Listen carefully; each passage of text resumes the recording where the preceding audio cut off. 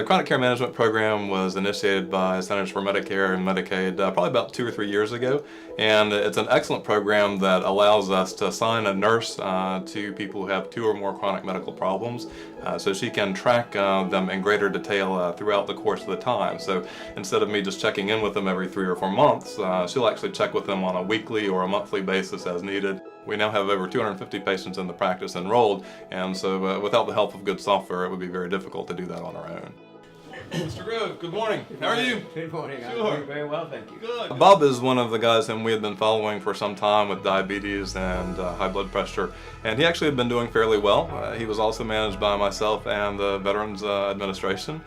I am retired Army Colonel Robert Eden Grove. In that career, spent 3 tours in Germany with my family for a total of 9 years, and 2 one-year tours in Vietnam. Although I had triple bypass surgery in December of 2015, I was totally surprised by that because my father lived to be 90 and my mother 93, and neither of them had heart problems. When the program came into appearance, we offered it to him, and he said, well, you know, I'm not really sure I'm going to see much benefit out of it, but I'll sign up, and in 2 or 3 months, if I'm not interested in continuing on it, then we'll probably stop it.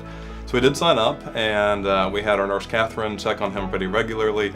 The first few months he was doing okay, and the second month when she called to check on him, his blood sugars were doing fine, his blood pressure was doing okay, and at the end of her 20-minute conversation with them, she said, is there anything else that's going on? And he said, oh, you know, by the way, I'm having a little bit of chest pain.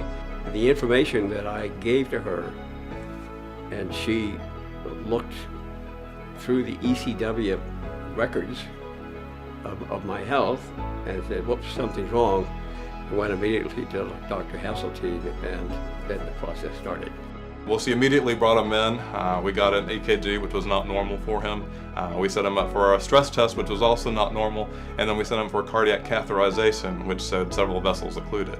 So within the end of the month, he was down at Medical University of South Carolina having a 3-vessel bypass, and this probably ended up saving his life. Had he continued to ignore his symptoms of chest pain, he probably would have either died of a heart attack or have been left a cardiac cripple with congestive heart failure for the rest of his life, being in and out of hospitals pretty regularly to manage congestive heart failure, which can be a pretty miserable existence. I think the eClinicalWorks for their software, which helped identify this problem, and Dr. Haseltine and Catherine Bird's quick action and absolute professional care in getting this controlled. For him, he's actually alive, doing well, has taken several trips in the past year, really quite functional and very happy and healthy.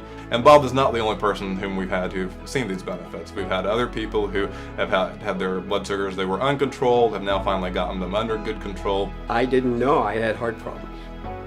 And the ECW program is what brought this to light and got all this corrected.